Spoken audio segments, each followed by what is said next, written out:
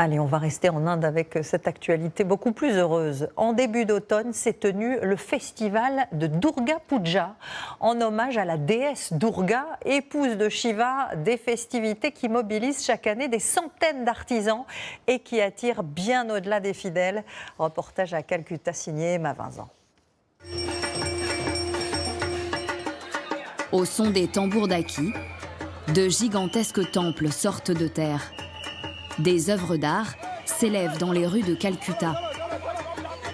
Des millions d'Indiens convergent vers la région du Bengale pour l'un des plus grands festivals hindous, Durga Puja. Dans un chaos organisé, ne vous arrêtez pas à l'intérieur du temple, continuez d'avancer. Les visiteurs font la queue pendant des heures pour admirer ces temples construits en quelques mois spécialement pour l'événement.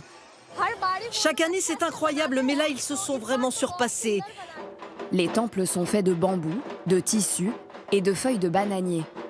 L'intérieur est richement décoré en l'honneur de Durga, la déesse mère, qui représente la force et la victoire contre le mal.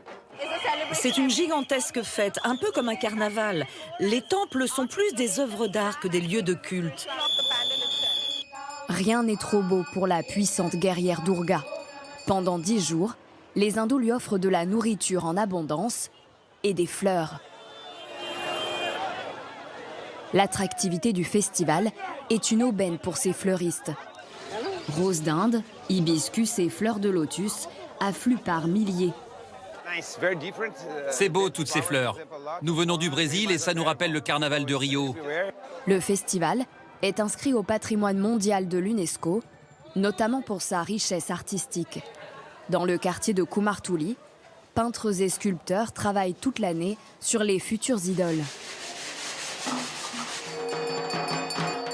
La célébration d'une déesse féminine, très rare dans l'hindouisme, est l'occasion pour les femmes en Inde de prendre plus de place dans la société.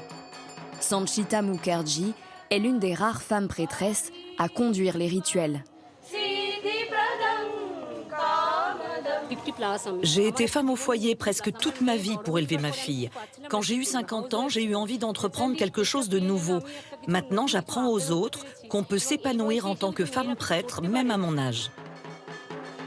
Le dernier jour du festival, Durga rejoint sa demeure, le mont Kailash dans l'Himalaya. Elle reviendra dans 1 an, accueillie par de tout nouveaux temples et autant de ferveur.